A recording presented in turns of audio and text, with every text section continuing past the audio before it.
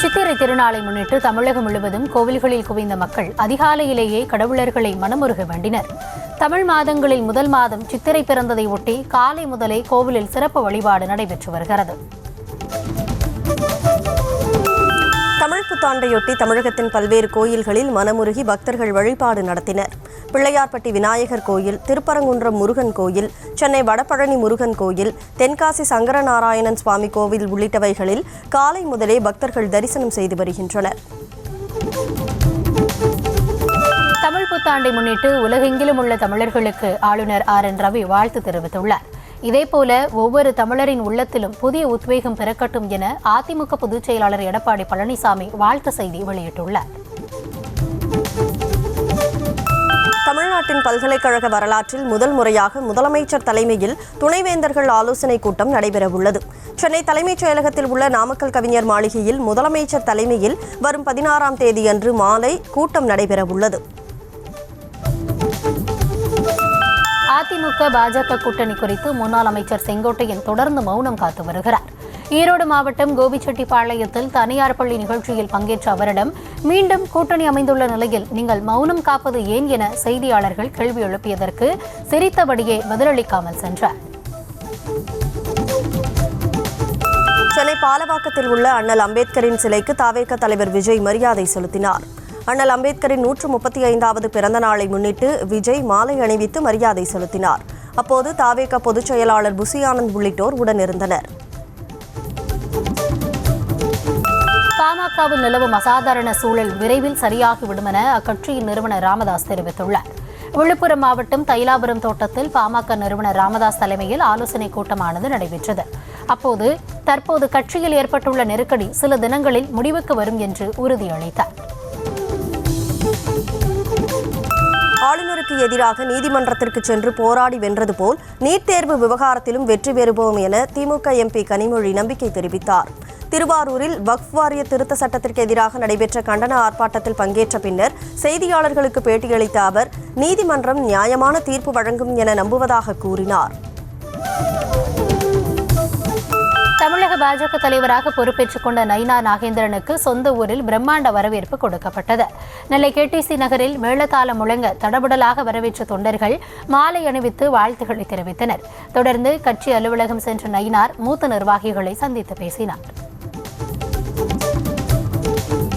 அதிமுக பாஜக கூட்டணி சந்தர்ப்பவாத கூட்டணி அல்ல என்றும் தமிழக மக்களின் நலன் காக்கும் கூட்டணி எனவும் தமிழக பாஜக தலைவர் நயினார் நாகேந்திரன் தெரிவித்துள்ளார். தூத்துக்குடி விமான நிலையத்தில் செய்தியாளர்களுக்கு பேட்டியளித்த அவர் தற்போது தமிழகத்தில் திமுகவிற்கு எதிராக மக்கள் மத்தியில் மிகப்பெரிய எதிர்ப்பலை கிளம்பியிருப்பதாக தெரிவித்தார். அதிமுக பாஜக கூட்டணி என்பது எடுபடாத மற்றும் போனியாகாத கூட்டணி என விசிக தலைவர் திருமாவளவன் கடுமையாக விமர்சித்துள்ளார். கடலூர் மாவட்டம் பன்ருட்டியில் வகுப்பு வாரிய சட்ட திருத்தத்திற்கு எதிராக நடைபெற்ற கண்டன ஆர்ப்பாட்டத்தில் பங்கேற்று பேசிய அவர் வரும் தேர்தலில் சிறுபான்மையினர் ஏமாந்தால் உத்தரப்பிரதேசம் போல தமிழகம் மாறிவிடும் என எச்சரித்தார். தமிழகத்தில் இன்று நள்ளிரவு தொடங்கி அடுத்த 61 நாட்களுக்கு மீன்பிடி தடைக்காலம் அமலுக்கு வருகிறது. மீன்கள் இனப்பெருக்க காலத்தை முன்னிட்டு ஆண்டுதோறும் ஏப்ரல் 14ஆம் தேதி நள்ளிரவு முதல் ஜூன் 15ஆம் தேதி வரை மீன்பிடிக்க தடை விதிக்கப்படுகிறது. இதன் காரணமாக விசைப்படகுகளை பாதுகாப்பான முறையில் மீனவர்கள் கரையில் நிறுத்தி வைத்துள்ளனர். உலகில் எந்த சட்டம் இயற்றுபவர்களாலும் இப்படி ஒரு அயோக்கியத்தை செய்ய முடியாது என வகுப்பு சட்ட திருத்தத்தை கொண்டு வந்த மத்திய அரசை திமுக MP R. ராசா கடுமையாக சாடியுள்ளார். சென்னை எழும்பூரில் இஸ்லாமிய அமைப்புகள் சார்பில் நடைபெற்ற கண்டன ஆர்ப்பாட்டத்தில் கலந்து கொண்டு பேசிய R. ராசா பிரதமர் மோடி மற்றும் மத்திய உள்துறை அமைச்சர் அமித்ஷாவை விமர்சித்தார். மத்திய அரசு கொண்டு வந்துள்ள வக்ஃப் வாரிய திருத்த சட்டத்திற்கு எதிராக உச்சநீதிமன்றத்தில் தமிழக வெற்றிக் கழக தலைவர் விஜய் வழக்கு தொடுத்துள்ளார். வக்ஃப் சட்ட திருத்தத்திற்கு எதிராக காங்கிரஸ், திமுக உள்ளிட்ட பிரதான கட்சிகள் உச்சநீதிமன்றத்தில் வழக்கு தொடுத்துள்ளனர். இந்த சட்டத்தை திரும்பப் பெற வலியுறுத்தி இஸ்லாமியர்கள் உள்ளிட்டோர் போராட்டத்தில் குதித்துள்ளனர். தமிழகத்தில் நேற்று 3 இடங்களில் 100 டிகிரி ஃபாரன்ஹீட்டிற்கு மேல் வெப்பம் பதிவாகியுள்ளது. அதிகபட்சமாக திருத்தணியில் 101.48 டிகிரி ஃபாரன்ஹீட் வெப்பமும், மதுரை விமான நிலையத்தில் 101.3 டிகிரி ஃபாரன்ஹீட் வெப்பமும், ஈரோட்டில் 101.12 டிகிரி ஃபாரன்ஹீட் வெப்பமும் பதிவாகியுள்ளது. கோவையில் சிறுமிகளிடம் பாலியல் சீண்டலில் ஈடுபட்டதாக கைது செய்யப்பட்ட பாஸ்டர் ஜான் ஜெபராஜ் 25ஆம் தேதி வரை 13 நாட்கள் நீதிமன்ற காவலில் வைக்கப்பட்டுள்ளார். மூணாறில் பதுங்கியிருந்த ஜான் ஜெபராஜை கைது செய்த போலீசார் கோவை ஒருங்கிணைந்த நீதிமன்ற வளாகத்தில் உள்ள போக்சோ நீதிமன்றத்தில் ஆஜர்படுத்தினர். தமிழகத்தின் பல்வேறு பகுதிகளில் ஆன்லைன் மூலம் போதை மாத்திரை விற்பனை செய்யப்பட்ட விவகாரம் தொடர்பாக இந்தியா மார்ட் நிறுவன சிஇஓ உட்பட நிர்வாகிகள் 7 பேர் மீது ஸ்ரீபெரும்புதூர் போலீசார் வழக்கு பதிவு செய்துள்ளனர். கொரியர் மூலம் போதை மாத்திரைகளை விற்பனை செய்த மருந்து தயாரிக்கும் நிறுவனத்தின் நிர்வாக இயக்குநர் சதானந்த பாண்டேவை கைது செய்துள்ளனர். சுட்டெரிக்கும் கோடை வெயிலை சமாளிப்பதற்காக வண்டலூர் உயிரியல் பூங்காவில் பறவைகள், விலங்குகள் மற்றும் பார்வையாளர்களுக்கு சிறப்பு ஏற்பாடுகள் செய்யப்பட்டுள்ளன. பறவைகளின் கூண்டுகள் மீது சாக்குப்பைகளை போர்த்தி அடிக்கடி தண்ணீர் தெளிக்கப்படுகிறது. மற்ற விலங்குகள் இருக்கும் பகுதியில் குட்டைகளில் தண்ணீர் நிரப்பி வைக்கப்பட்டு தொடர்ந்து கண்காணிக்கப்படுகிறது. பஞ்சாப் நேஷனல் வங்கியில் 13,500 கோடி ரூபாய் கடன் பெற்று மோசடியில் ஈடுபட்டு இந்தியாவால் தேடப்பட்டு வந்த குஜராத் வைர வியாபாரி மெகுல் சோக்ஷி கைது செய்யப்பட்டார். மெகுல் பல ஆண்டுகளாக பல நாடுகளில் சிபிஐ தேடி வந்த நிலையில் பெல்ஜியத்தில் பிடிபட்டார். அவர் விரைவில் இந்தியாவிற்கு நாடு கடத்தப்படுவார் என சிபிஐ அதிகாரிகள் தகவல் தெரிவித்துள்ளனர். லேசர் ஆயுத பரிசோதனை வெற்றி பெற்றதாக DRDO தெரிவித்துள்ளது. உள்நாட்டிலேயே தயாரிக்கப்பட்ட இந்த லேசர் ஆயுதம் எதிரி நாடுகளின் ட்ரோன்கள் மற்றும் ஏவுகணைகளை நடுவானில் சுட்டு வீழ்த்தும் வல்லமை பெற்றதாகும். ஆந்திராவின் கர்னூல் பகுதியில் நடைபெற்ற இந்த சோதனையில் நடுவானில் பறந்து வந்த ட்ரோனை லேசர் ஆயுதம் நொடி பொழுதில் சுட்டு வீழ்த்தியது.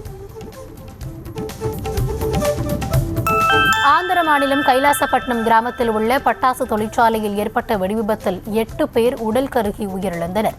பட்டாசு தொழிற்சாலையில் வழக்கம் போல தொழிலாளர்கள் பணியில் இருந்தபோது திடீரென வெடிவிபத்து ஏற்பட்டது. இந்த விபத்தில் கட்டடம் முழுவதும் இடிந்து விழுந்து சேதமடைந்த நிலையில் விபத்தில் சிக்கிய 8 பேர் உடல் சிதறி உயிரிழந்தனர். ஆந்திர மாநிலத்தில் பட்டாசு ஆலை வெடிவிபத்தில் 8 பேர் உயிரிழந்த சம்பவத்திற்கு பிரதமர் மோடி வேதனை தெரிவித்துள்ளார். காயமடைந்தவர்கள் விரைவில் குணமடைய வேண்டுமென வேண்டிக் கொண்ட அவர் உயிரிழந்தவர்களின் குடும்பத்துக்கு பிரதமரின் தேசிய நிவாரண நிதியிலிருந்து தலா 2 லட்சம் ரூபாய் நிவாரணத் தொகை வழங்கப்படும் என அறிவித்தார். பெட்ரோல் மற்றும் டீசலுக்கான கலால் வரியை உயர்த்தி மக்களிடமிருந்து மத்திய அரசு கொள்ளையடிப்பதாக காங்கிரஸ் கடுமையாக விமர்சித்துள்ளது. அக்கட்சியின் MP ஜெய்ராம் ரமேஷ் வெளியிட்டுள்ள எக்ஸ் தள பதிவில் கடந்த 11 ஆண்டுகளில் பெட்ரோலிய துறையிலிருந்து சுமார் 39 லட்சம் கோடி வருவாய் ஈட்டியும் மத்திய அரசு மக்களுக்கு எந்த நிவாரணமும் வழங்கவில்லை என குற்றம் சாட்டியுள்ளார். கர்நாடக மாநிலத்தில் 5 வயது சிறுமியை கடத்தி பாலியல் வன்கொடுமை செய்து கொன்ற கொடூரனை போலீசார் என்கவுண்டரில் சுட்டு கொலை செய்தனர். CCTV காட்சிகளின் அடிப்படையில் அவனின் மறைவிடத்தை கண்டுபிடித்த போலீசார் சுற்றி வளைத்து கைது செய்ய முற்பட்டனர். அப்போது தாக்கிவிட்டு தப்ப முயன்றதால் பாதுகாப்புக்காக அவனை சுட்டுக் கொன்றனர். பெங்களூருவில் சாலையில் நடந்து சென்ற பெண்ணிடம் அத்துமீறிய இளைஞரை 700 CCTV கேமராக்கள் மூலம் கண்காணித்து கேரளாவில் வைத்து போலீசார் கைது செய்தனர். போலீசார் தன்னை தேடுவதை அறிந்ததும் தமிழகத்தின் ஓசூர் மாவட்டத்திற்கு தப்பி வந்த அவன் பின்னர் கேரளாவில் தலைமறைவாக இருந்தார். இதை அறிந்த போலீசார் உடனே அங்கு சென்று அவனை மடக்கி பிடித்தனர். மயிலாடுதுறை மாவட்டம் தரங்கம்பாடி அருகே டாடா ஏஸ் வாகனம் மோதி 2 வயது ஆண் குழந்தை உயிரிழந்த சம்பவம் சோகத்தை ஏற்படுத்தியுள்ளது. செம்பனார் கோவிலைச் சேர்ந்த ரஜினி என்பவரின் டாடா ஏஸ் வாகனம் மோதியதில் பழங்குடியினத்தைச் சேர்ந்த விஜய் என்பவருடைய மகன் உயிரிழந்தார். இந்நிலையில் விபத்து ஏற்படுத்திய வாகனத்தை வீடியோ எடுத்த பாமக நிர்வாகியை SI தாக்கியதாக கூறப்படுகிறது. நெல்லையில் பலத்த காற்றுடன் பெய்த மழையால் வெப்பம் தணிந்து குளிர்ச்சியான சூழ்நிலை நிலவியதால் பொதுமக்கள் மகிழ்ச்சி அடைந்துள்ளனர். சேரன் மகாதேவி, கங்கனாங்குளம், வீரவநல்லூர் உட்பட சுற்றுவட்டார பகுதிகளில் வானம் மேகமூட்டத்துடன் காணப்பட்டு சாரல் மழை பெய்ய துவங்கியது. சிறிது நேரத்தில் பலத்த காற்றுடன் கூடிய கனமழை பெய்ய துவங்கியது. ஈரோடு மாவட்டம் பவானி அருகே தொப்பூர் தேசிய நெடுஞ்சாலையில் தாறுமாறாக ஓடிய கார் சாலையோர குடிசையில் புகுந்து விபத்துக்குள்ளானதில் அங்கு தூங்கிக் கொண்டிருந்த பெண் இளநீர் வியாபாரி உடல் நசுங்கி உயிரிழந்தார். விடுமுறையில் உறவினர் வீட்டிற்கு வந்த சிறுவன் நள்ளிரவில் யாருக்கும் தெரியாமல் கார் ஓட்டி பழகுவதற்காக எடுத்து வந்து விபத்தை ஏற்படுத்தியது விசாரணையில் தெரியவந்தது. தருமபுரி மாவட்டம் ஒகேனக்கலில் குவிந்த சுற்றுலா பயணிகள் அருவியில் குளித்து மகிழ்ந்தனர். காலை முதலே பல்வேறு மாவட்டங்களைச் சேர்ந்த சுற்றுலா பயணிகள் வருகை தந்து முதலை பண்ணை, பறவைகள் பூங்கா உள்ளிட்டவைகளை கண்டு ரசித்தனர். பின்னர் அருவியில் ஆனந்த குளியலிட்டு பரிசல் சவாரி செய்து மகிழ்ந்தனர். தமிழக சட்டமன்றத்தில் நிறைவேற்றப்பட்ட 10 மசோதாக்களை நீதிமன்றம் மூலம் சட்டமாக்கினரோ அதேபோன்று நீட் விவகாரத்திலும் முதலமைச்சர் நல்ல முடிவை பெற்றுத் தருவார் என சட்டப்பேரவைத் தலைவர் அப்பாவு தெரிவித்துள்ளார். நெல்லை மாவட்டம் பாளையங்கோட்டையில் செய்தியாளர்களுக்கு பேட்டியளித்த போது இவ்வாறு தெரிவித்தார். காரைக்கால் மாவட்டத்தில் வக்ஃபு வாரிய சட்ட திருத்தத்திற்கு எதிராக நடைபெற்ற கண்டன பேரணியில் 1000க்கும் மேற்பட்ட இஸ்லாமியர்கள் பங்கேற்றனர். ஜமாத்துல் உலமா சபை சார்பில் நடைபெற்ற பேரணியில் கலந்து கொண்ட இஸ்லாமியர்கள் வக்ஃபு வாரிய சட்ட திருத்தத்தை கொண்டு வந்த மத்திய அரசுக்கு எதிராக கோஷங்களை எழுப்பினர். ராணிப்பேட்டை மாவட்டம் ஆற்காடு அருகே வக்ஃப் வாரிய திருத்த சட்டத்தை கொண்டு வந்த மத்திய அரசை கண்டித்து இஸ்லாமியர்கள் அமைதி ஊர்வல பேரணி நடத்தினர். மேலும் வக்ஃப் திருத்த சட்டத்தை உடனடியாக திரும்பப் பெற வலியுறுத்தி மத்திய அரசுக்கு எதிராக கண்டன கோஷங்களை எழுப்பினர். காஞ்சிபுரம் மாவட்டம் ஸ்ரீபெரும்புதூரில் கஞ்சா வைத்திருந்ததாக நகராட்சி திமுக கவுன்சிலரை போலீசார் கைது செய்தனர். விஆர்பி சத்திரம் பகுதியில் கஞ்சா விற்பனை செய்யப்படுவதாக வந்த புகாரின் அடிப்படையில் திமுக கவுன்சிலர் வீரபத்திரன் வீட்டை போலீசார் சோதனை செய்தனர். அப்போது 1 கிலோ கஞ்சா பதுக்கி வைத்திருந்ததை அவர்கள் கண்டுபிடித்தனர். சென்னை ராயபுரத்தில் மாமூல் கேட்டு உணவக உரிமையாளரை தாக்கிய ரவுடியை போலீசார் கைது செய்திருக்கும் நிலையில் அவருக்கு காலில் மாவுக்கட்டு போடப்பட்டுள்ளது. காசிமேட்டைச் சேர்ந்த ரவுடி சைக்கோ செந்தில் என்பவர் அதே பகுதியில் உணவகம் நடத்தி வரும் தமிழ்வாணனிடம் மாமூல் கேட்டு தாக்கியதாக கூறப்படுகிறது. காரைக்காலில் பாலியல் தொழில் நடத்தி வந்த புரோக்கர் வீட்டில் இளம்பெண் மர்மமான முறையில் உயிரிழந்த நிலையில் புரோக்கரை பிடித்து போலீசார் விசாரணை மேற்கொண்டு வருகின்றனர். தயாளன் என்பவர் பாலியல் தொழில் செய்து வந்ததாக கூறப்படும் நிலையில் அவருடன் வசித்து வந்த வினோதி என்பவர் வீட்டில் தூக்கிட்ட நிலையில் இறந்து கிடந்ததாக கூறப்படுகிறது. சிவகங்கை மாவட்டத்தில் ஒரே நாளில் வெவ்வேறு இடங்களில் 2 கொலை சம்பவங்கள் அரங்கேறியதால் பதற்றம் ஏற்பட்டுள்ளது.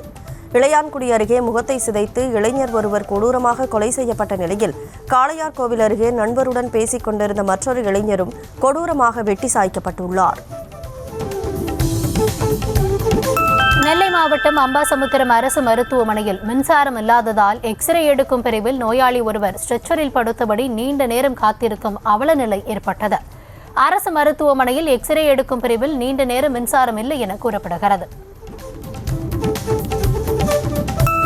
தேனி மாவட்டம் போடிமெட்டு மலைசாலையில் சென்ற கார் ஓட்டுநரின் கட்டுப்பாட்டை இழந்து 30 அடி பள்ளத்தில் கவிழ்ந்து விபத்துக்குள்ளானது.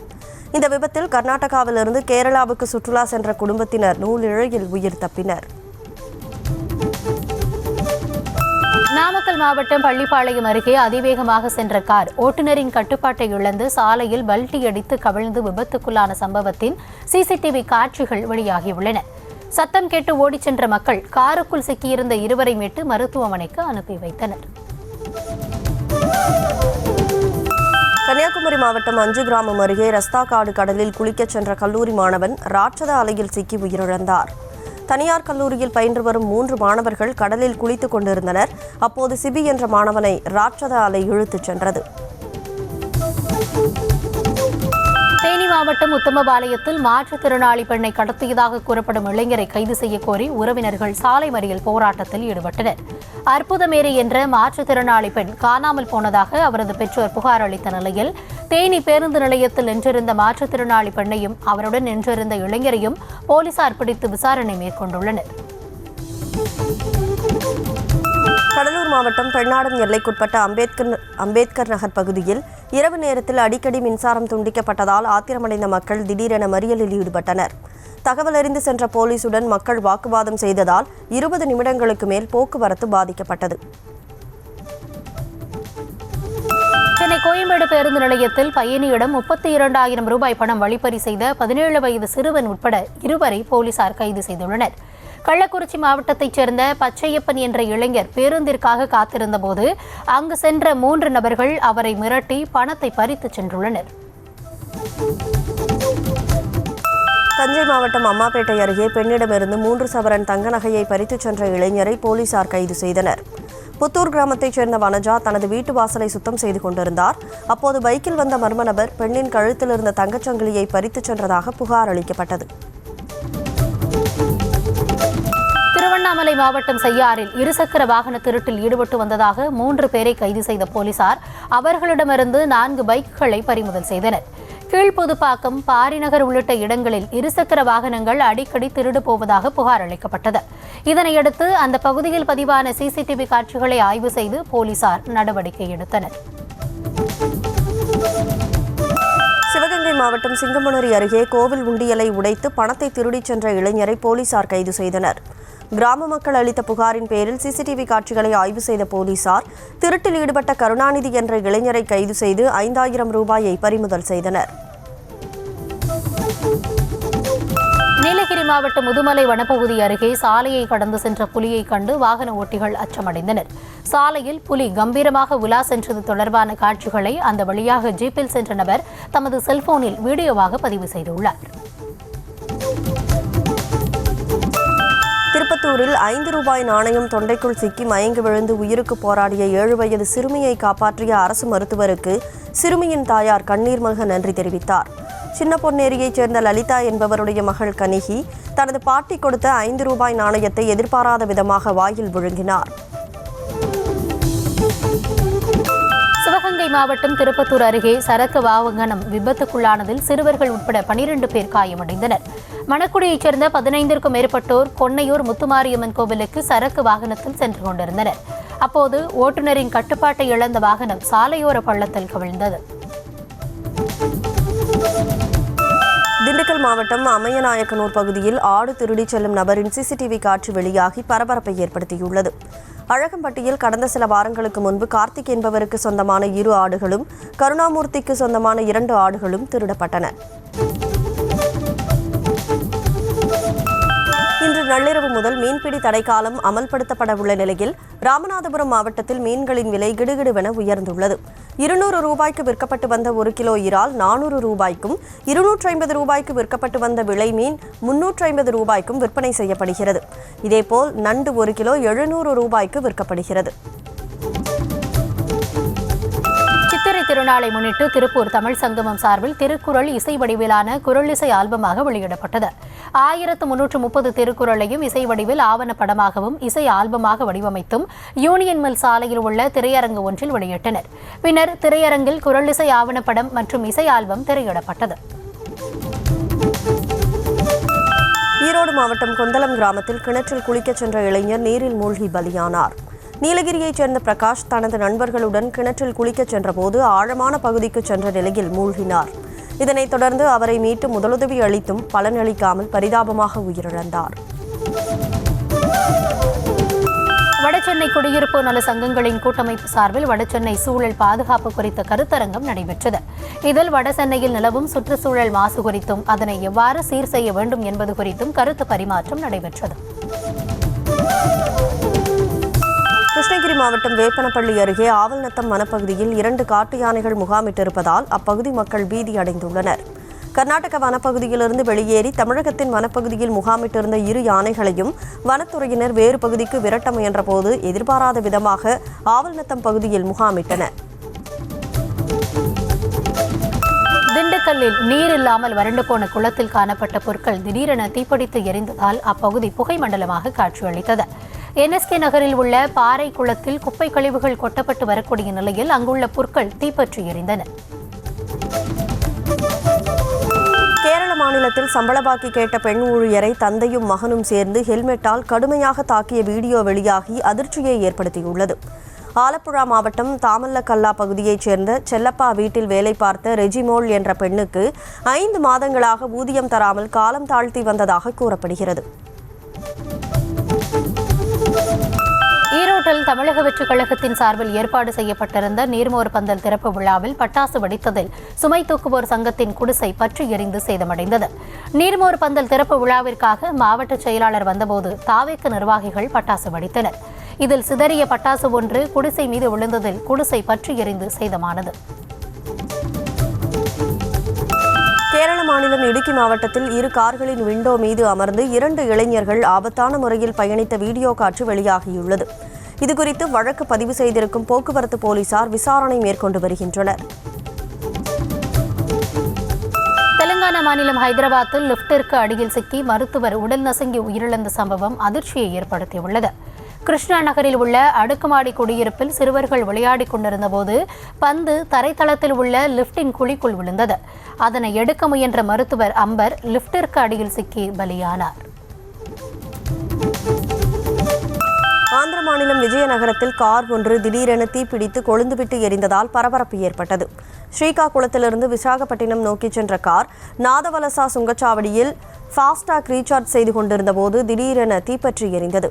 காரில் இருந்தவர்கள் உடனடியாக வெளியேறியதால் உயிர் தப்பினர். உத்தரப்பிரதேசத்தில் 13 வயது சிறுவன் தவறுதலாக இளைஞனை துப்பாக்கியால் சுட்டுக் கொன்ற சம்பவம் அரங்கேறியுள்ளது.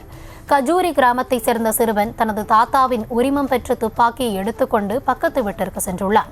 அப்போது IPL பார்த்து கொண்டிருந்த இளைஞரை நோக்கி விளையாட்டுத்தனமாக சுட்டதில் குண்டு பாய்ந்துள்ளது. உத்தரப்பிரதேச மாநிலத்தில் பெண்ணை கட்டாயப்படுத்தி மது குடிக்க வைத்து எரித்து கொலை செய்த சம்பவம் அதிர்ச்சியை ஏற்படுத்தியுள்ளது.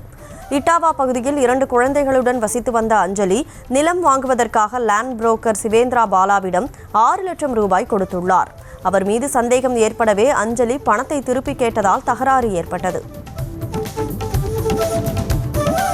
வக்ஃபு வாரிய திருத்தச் சட்டத்தை திரும்பப் பெற வலியுறுத்தி மேற்கு வங்க மாநிலம் முர்ஷிதாபாத்தில் நிகழ்ந்த வன்முறையில் வாகனங்கள் தீக்கிரையானதோடு போலீசார் மீதும் தாக்குதல் நிகழ்த்தப்பட்டதால் பதற்றம் ஏற்பட்டுள்ளது. இந்த நிலையில் தற்போது வரை 150 பேர் கைது செய்யப்பட்டுள்ளனர். மேலும் துணை ராணுவ படை தீவிர கண்காணிப்பில் ஈடுபட்டு வருகிறது. தெலங்கானாவில் நாகதோஷத்தை போக்குவதாக கூறி 7 வயது மகளை கொடூரமாக கொலை செய்து நரபலி கொடுத்த தாய்க்கு மரண தண்டனை விதிக்கப்பட்டுள்ளது. கடந்த 2021ஆம் ஆண்டு தனது நாகதோஷத்தை போக்குவதாக கூறி 7 வயது மகளை கத்தியால் கழுத்தை அறுத்து கொடூரமாக கொலை செய்து அந்த தாய் நரபலி கொடுத்தார். இந்நிலையில் ஏற்கனவே கணவரை கொலை செய்ய முயன்று சிறை தண்டனை பெற்ற இவருக்கு மரண தண்டனை விதித்து மாவட்ட 1வது கூடுதல் அமர்வு நீதிமன்றம் உத்தரவிட்டுள்ளது. உக்ரைனின் சுமி நகரத்தின் மீது ரஷ்யா நடத்திய பயங்கர தாக்குதலில் 34 பேர் உயிரிழந்த சம்பவம் சோகத்தை ஏற்படுத்தியுள்ளது. குருத்தோலை ஞாயிறு கொண்டாட்டத்திற்காக நகரின் மையப்பகுதியில் மக்கள் கூடியிருந்தபோது ரஷ்யா ஏவுகணைகளை ஏவி தாக்குதல் நடத்தியதாக கூறப்படுகிறது. இதனால் மக்கள் பயத்தில் நாலாபுரமும் சிதறி ஓடினர். காசா மக்கள் மீது தொடர்ந்து தாக்குதல் நடத்தி வரும் இஸ்ரேலை கண்டித்து பாகிஸ்தானில் போராட்டம் நடைபெற்றது. கராச்சியில் நடைபெற்ற போராட்டத்தில் 1000க்கும் மேற்பட்ட மக்கள் பங்கேற்றனர். அப்போது சிலர் இரத்தக்கரைகளுடன் கூடிய சித்தரிக்கப்பட்ட சடலங்களை கையில் ஏந்தி இஸ்ரேலுக்கு எதிராக கண்டன முழக்கமிட்டனர். சீன தலைநகர் பெய்ஜிங்கில் மணிக்கு 100 கிலோமீட்டர் வேகத்தில் வீசிய சூறைக்காற்றால் பொதுமக்கள் அவதியடைந்தனர். தியான்ஜின், ஹெபை மாகாணங்களில் கனமழையுடன் சூறைக்காற்று பலமாக வீசி வருகிறது. இதனால் பேனர்கள் தூக்கி வீசப்படும் நிலையில் மரங்கள், மின்கம்பங்கள் முறிந்து விழுந்து போக்குவரத்து பாதிக்கப்பட்டு வாகன ஓட்டிகள் அவதியடைந்தனர். தாய்லாந்தில் புத்தாண்டை வரவேற்கும் விதமாக பாரம்பரியமான தண்ணீர் சண்டை உற்சாகத்துடன் கொண்டாடப்பட்டது.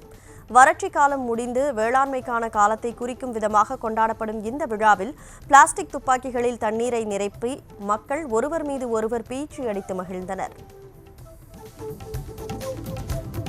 ஜப்பானின் ஒசாகா நகரில் எக்ஸ்போ தொழில்நுட்ப கண்காட்சி தொடங்கப்பட்டுள்ளது. 5 ஆண்டுகளுக்கு ஒருமுறை நடைபெறும் உலக எக்ஸ்போ கண்காட்சி இன்று தொடங்கி 6 மாத காலம் நடைபெறும் என கூறப்படுகிறது. மேலும் இந்த கண்காட்சியில் 160 நாடுகள் பங்கேற்க உள்ளன. 19 வருடங்களாக தலையை நிமிர்த்த முடியாமல் தவித்த அமெரிக்க பெண்ணுக்கு 37 அறுவை சிகிச்சைகளுக்கு பிறகு மீண்டும் அவரது தலை முதுகெலும்புடன் இணைக்கப்பட்ட அதிசயம் நடந்துள்ளது. மேகன் கிங் என்ற அந்த பெண் 2005ஆம் ஆண்டு கால்பந்து விளையாடும் போது ஏற்பட்ட விபத்தில் அவரது தலையின் மண்டை ஓடு முதுகெலும்பிலிருந்து பிரிந்ததாகவும் அதனால் அவர் தலையை நிமிர்த்தி வைக்கும் விசையை இழந்ததாகவும் கூறப்படுகிறது. நடப்பு IPL தொடரில் இன்று நடைபெறும் 30வது லீக் ஆட்டத்தில் சென்னை சூப்பர் கிங்ஸ் மற்றும் லக்னோ சூப்பர் ஜெயின்ஸ் அணிகள் பல பரீட்சை நடத்த உள்ளன. சென்னை அணி இதுவரை விளையாடிய 6 போட்டிகளில் கடைசி 5 போட்டிகளில் தோல்வியடைந்துள்ள நிலையில் தொடர் தோல்விக்கு முற்றுப்புள்ளி வைக்குமா என ரசிகர்கள் எதிர்பார்ப்பில் உள்ளனர். உலக டெஸ்ட் சாம்பியன்ஷிப் மற்றும் ஒருநாள் போட்டி விதிகளில் மாற்றம் கொண்டுவர சர்வதேச கிரிக்கெட் கவுன்சில் திட்டமிட்டுள்ளது. ஒருநாள் போட்டிகள் ஒரே இன்னிங்ஸில் 2 பந்துகள் பயன்படுத்தும் முறை ரத்து செய்யப்படும் என்று தெரிவிக்கப்பட்டுள்ளது. 2 பந்துகளால் பேட்ஸ்மேன்கள் ரன்கள் குவிக்க வசதியாக இருப்பதாக புகார் எழுந்தது. மாண்டே கார்லோ மாஸ்டர்ஸ் சர்வதேச டென்னிஸ் தொடரின் இறுதிப் போட்டியில் கார்லஸ் அல்காரஸ் வெற்றி பெறும் சாம்பியன் பட்டத்தை கைப்பற்றினார். மொனாக்கோவில் நடைபெற்ற இறுதிப் போட்டியில் இத்தாலி வீரர் மொசெட்டி மற்றும் ஸ்பெயின் நாட்டை சேர்ந்த கார்லஸ் அல்காரஸ் பலப்பரீட்சை நடத்தினர். இதில் முதல் செட்டை முசெட்டி கைப்பற்றிய நிலையில் பின்னர் எழுச்சி பெற்ற அல்காரஸ் அடுத்த 2 செட்டுகளை கைப்பற்றி வெற்றி பெற்றுள்ளார். எல் சால்வடார் நாட்டில் நடைபெற்ற அலைச்சறுக்கு போட்டியில் வீரர் வீராங்கனைகள் சாகசம் செய்யும் காட்சி பொதுமக்களை வெகுவாக கவர்ந்தது. இந்த போட்டியில் பல்வேறு நாடுகளைச் சேர்ந்த வீரர்கள் வீராங்கனைகள் பங்கேற்றனர். இதில் ஆண்கள் பிரிவில் தென்னாப்பிரிக்க வீரரும் பெண்கள் பிரிவில் அமெரிக்க வீராங்கனையும் வெற்றி பெற்றனர். ஜெயிலர் 2 படப்பிடிப்பிற்காக கேரள மாநிலம் அட்டப்பாடிக்கு சென்ற ரஜினி அங்கிருந்த ரசிகர்களை பார்த்து கையசைத்துவிட்டு காரில் புறப்பட்டார். கேரளாவில் உள்ள அட்டப்பாடி மலைத்தொடரில் சுமார் 35 நாட்கள் ஜெயிலர் 2 படப்பிடிப்பு பணிகள் நடைபெறுகின்றன. ஜனநாயகன் படப்பிடிப்பு தளத்தில் குவிந்த ரசிகர்களை பார்த்து நடிகர் விஜய் கையசைக்கும் வீடியோ இணையத்தில் வெளியாகியுள்ளது. சென்னை அடுத்த போரூர் டிஆர் கார்டனில் ஜனநாயகன் படத்தின் படப்பிடிப்பு நடைபெற்று வருகிறது. அங்கு விஜயை காண ஏராளமான ரசிகர்கள் குவிந்தனர். அஜித் நடித்த குட் பேட் அக்லி படம் 3 நாளில் 100 கோடி ரூபாய் வசூலித்துள்ளதாக தகவல் வெளியாகியுள்ளது. சென்னையில் பெரும்பாலான திரையரங்குகள் ஹவுஸ்ஃபுல்லாக காட்சிகளாக படம் ஓடிக்கொண்டிருக்கும் நிலையில் புக்மை ஷோ தளத்தில் விடாமுயற்சி படத்திற்கு புக் செய்த ஒட்டுமொத்த டிக்கெட் எண்ணிக்கையை வெறும் 3 நாட்களில் குட் பேட் அக்லி திரைப்படம் முறியடித்துள்ளது. நடிகர் விஜயின் சச்சின் பட ரீ-ரிலீஸ் ட்ரெய்லர் வெளியாகியது. கடந்த 2005ஆம் ஆண்டு தமிழ் புத்தாண்டு தினத்தில் வெளியான விஜயின் சச்சின் திரைப்படம் ரசிகர்களிடம் நல்ல வரவேற்பை பெற்றது. படம் வெளியாகி 20 ஆண்டுகள் நிறைவடையும் நிலையில் வரும் 18ஆம் தேதி அதே படம் ரீ-ரிலீஸ் செய்யப்படுகிறது. நடிகர் விக்ரமின் வீரதீர சூரன் 2 திரைப்படம் இதுவரை உலகளவில் 70 கோடி ரூபாய்க்கு மேல் வசூல் செய்துள்ளதாக தகவல் வெளியாகியுள்ளது. மதுரையை கதைக்களமாக கொண்ட படத்தை சித்தா இயக்குனர் அருண்குமார் இயக்கியுள்ளார். பல தடைகளை தாண்டி படம் கடந்த மாதம் 27ஆம் தேதி வெளியாகி ரசிகர்கள் மத்தியில் நல்ல வரவேற்பை பெற்றுள்ளது.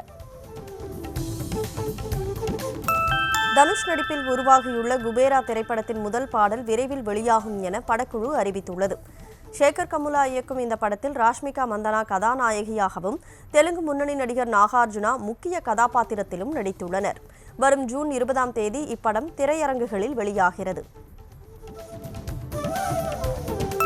தெலுங்கு நடிகர் நானி நடிப்பில் உருவாகியுள்ள ஹிட் 3 திரைப்படத்தில் அதிக வன்முறை காட்சிகள் இருப்பதால் அந்த படத்திற்கு தணிக்கை வாரியம் ஏ சான்றிதழ் வழங்கியுள்ளது. சைலேஷ் கொலானு இயக்கியுள்ள இந்த படத்தின் ட்ரெய்லர் இன்று காலை 11:07 மணிக்கு வெளியாகியுள்ளது. இந்த படம் வருகிற மே மாதம் 1ஆம் தேதி திரையரங்குகளில் வெளியாகிறது. சேலத்தில் நடைபெற்ற இசையமைப்பாளர் ஹாரிஸ் ஜெயராஜ் இசை நிகழ்ச்சியை ஏராளமான ரசிகர்கள் உற்சாகத்துடன் கண்டு ரசித்தனர். இசை நிகழ்ச்சியை காண வந்த ரசிகர்களிடமிருந்து டிக்கெட்டுகளை வாங்கி பிளாக்கில் மீண்டும் விற்பனை செய்த கும்பலிடையே மோதல் ஏற்பட்ட நிலையில் அவர்களை பிடித்து போலீசார் விசாரித்து வருகின்றனர். மற்றவர்களின் வாழ்க்கையில் நேர்மறையான தாக்கங்களை ஏற்படுத்தும் முடிவுகளை எடுக்க விரும்புவதாக நடிகை சமந்தா தெரிவித்துள்ளார். தனியார் தொலைக்காட்சிக்கு பேட்டியளித்த அவர் தாம் மருத்துவ பரிசோதனை செய்யாமல் பல பிராண்டுகளின் தூதராக இருந்து வந்ததாகவும் தற்போது அதை நினைத்து வருந்துவதாகவும் தெரிவித்தார். பிரேம்ஜி நடிப்பில் உருவாகியுள்ள வல்லமை திரைப்படத்தின் ட்ரெய்லரை இன்று காலை 10:10 மணிக்கு இயக்குனர் வெங்கட் பிரபு வெளியிடுகிறார். கருப்பையா முருகன் எழுதி இயக்கியுள்ள இந்த படத்தில் திவ்யதர்ஷினி, தீபா சங்கர் ஆகியோர் முக்கிய கதாபாத்திரங்களில் நடித்துள்ளனர். இத்திரைப்படம் வரும் 25ஆம் தேதி வெளியாக உள்ளது. திருப்பதி ஏழுமலையான் கோவிலில் ஆந்திர மாநில துணை முதலமைச்சர் பவன் கல்யாணின் மனைவி ஆனா கோனிடெலே தலைமுடி காணிக்கை செலுத்தினார். சிங்கப்பூர் பள்ளியில் ஏற்பட்ட தீ விபத்தில் சிக்கி காயமடைந்த மகன் உடல்நலம் தேறியதால் வேண்டுதலை நிறைவேற்றினார். தூத்துக்குடி மாவட்டம் குலசேகரன்பட்டினம் முத்தாரம்மன் கோவிலில் அமைக்கப்பட்டுள்ள முதலுதவி மருத்துவ மையத்தை அமைச்சர் சேகர் பாபு திறந்து வைத்தார். முன்னதாக திறப்பு விழாவுக்கு வந்த அமைச்சர்கள் சேகர் பாபு மற்றும் அனிதா ராதாகிருஷ்ணன் ஆகியோர் முத்தாரம்மனை தரிசித்தனர். தென்காசி மாவட்டம் ஆழ்வார்குறிச்சி அருகே சிவசைலம் பரம கல்யாணி அம்பாள் உடனுரை சிவசைலநாதர் கோவிலில் பங்குனி தேரோட்ட விழா வெகு விமர்சையாக நடைபெற்றது. அம்பாளும் சுவாமியும் சிறப்பு அலங்காரத்தில் தனித்தனி தேரில் எழுந்தருள பக்தர்கள் தேரை வடம் பிடித்து இழுத்து சுவாமி தரிசனம் செய்தனர். தென்காசி மாவட்டம் சங்கரன் கோவில் அருகே ஒப்பனை அம்மாள் சமேத ஸ்ரீ பால்வண்ணநாதர் பங்குனி திருவிழா தேரோட்டம் விமர்சையாக நடைபெற்றது. இந்த விழாவில் திரளான பக்தர்கள் கலந்து கொண்டு தேரினை வடம் பிடித்து இழுத்து சாமி தரிசனம் செய்தனர். விழுப்புரம் மாவட்டம் அவலூர்பேட்டை சித்தகிரி முருகன் கோவிலில் பங்குனி உத்திர திருவிழாவின் 12ஆம் நாளில் தெப்ப உற்சவம் விமர்சையாக நடைபெற்றது. பல வண்ண விளக்குகளால் அலங்கரிக்கப்பட்ட தெப்பத்தில் எழுந்தருளி வலம் வந்த முருகப்பெருமானை ஏராளமான பக்தர்கள் தரிசனம் செய்தனர். திருவள்ளூர் மாவட்டம் திருத்தணி அருகே திரௌபதி அம்மன் கோயிலில் அக்னிகுண்ட வசந்த விழா நடைபெற்றது. அக்னிகுண்டத்துக்கு சிறப்பு பூஜைகள் செய்யப்பட்ட பின்னர் பக்தர்கள் கோவிந்தா கோவிந்தா என கோஷமிட்டவாறு பக்தி பரவசத்துடன் தீ மிதித்து நேர்த்திக்கடனை செலுத்தினர். தேனி மாவட்டம் உத்தமபாளையம் அருகே பண்ணைபுரத்தில் காளியம்மன் கோவில் பங்குனி உத்திர உற்சவ திருவிழா நடைபெற்றது. 21 சமுதாயத்தைச் சேர்ந்த மக்கள் ஒன்றிணைந்து திருவிழா நடத்தினர். இதில் பங்கேற்ற 100க்கும் மேற்பட்ட பெண் பக்தர்கள் தங்களது தலையில் முளைப்பாரியை சுமந்து ஊர்வலமாக சென்று அம்மனை தரிசித்தனர். ராணிப்பேட்டை மாவட்டம் கலவை அருகே ஸ்ரீ காட்டேரியம்மன் கோவில் திருவிழா நடைபெற்றது. இதில் கருப்பு ஆடை அணிந்து பங்கேற்ற பக்தர்கள் தங்களது நிலத்தில் விளைந்த தானியங்களை கொண்டு வந்து அம்மனுக்கு படையலிட்டனர். மேலும் கோழி மற்றும் ஆடுகளை பலியிட்டும் வழிபாடு செய்தனர். தேனி மாவட்டம் அலிநகரம் பகுதியில் சுயம்பு வீரப்ப ஐயனார் கோவில் சித்திரை திருவிழாவை முன்னிட்டு ஏராளமான பக்தர்கள் காவடி எடுத்து நேர்த்திக்கடன் செலுத்தினர். அலங்கரிக்கப்பட்ட வாகனத்தில் ஐயனார் ஊர்வலமாக எடுத்துச் செல்லப்பட்ட நிலையில் ஆயிரக்கணக்கான பக்தர்கள் காவடி எடுத்து ஊர்வலமாக சென்றனர்.